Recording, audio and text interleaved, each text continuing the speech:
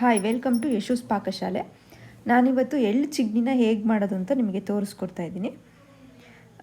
ಇದಕ್ಕೆ ಬೇಕಾಗಿರುವಂಥ ಸಾಮಗ್ರಿಗಳು ಕಪ್ಪು ಎಳ್ಳು ಮತ್ತು ಬೆಲ್ಲ. ನಾನು ಒಂದು ಮುಕ್ಕಾಲು ಬೌಲು ಕಪ್ಪು ಎಳ್ಳು ತೊಗೊಂಡಿದ್ದೀನಿ. ಅದಕ್ಕೆ ಕಾಲು ಉಂಡೆ ಬೆಲ್ಲ ತೊಗೊಂಡಿದ್ದೀನಿ. ಇಷ್ಟು ಸಾಕು.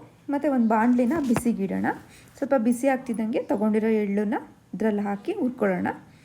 ಎಳ್ಳನ್ನ ಹಾಕ್ತಿದ್ದಂಗೆ ಉರಿಯೋಕ್ಕೆ ಸ್ಟಾರ್ಟ್ ಮಾಡಬೇಕು. ಇಲ್ಲ ಅಂದರೆ ಬೇಗ ಕಪ್ಪಾಗಿಬಿಡುತ್ತೆ. ನೀಟಾಗೆ ಹುರ್ಕೋಬೇಕು. ಉರಿತಾ ನಿಮಗೆ ಗೊತ್ತಾಗುತ್ತೆ, ಒಂಥರ ಪರಿಮಳ ಬರೋಕ್ಕೆ ಸ್ಟಾರ್ಟ್ ಆಗುತ್ತೆ.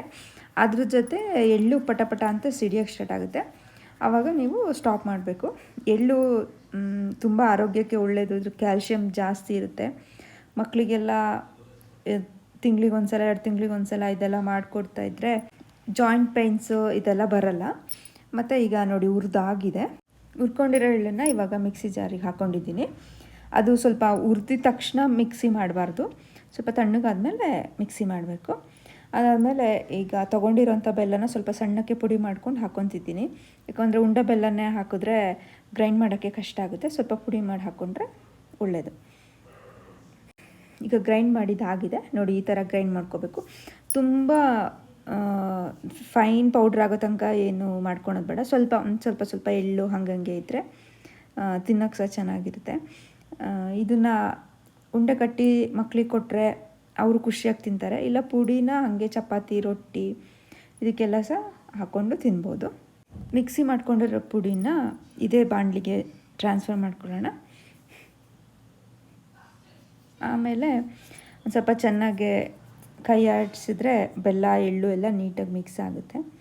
ಅದಾದಮೇಲೆ ಉಂಡೆ ಮಾಡೋಕ್ಕೆ ಸ್ವಲ್ಪ ತುಪ್ಪ ಹಾಕ್ಕೊಳ್ಳೋಣ.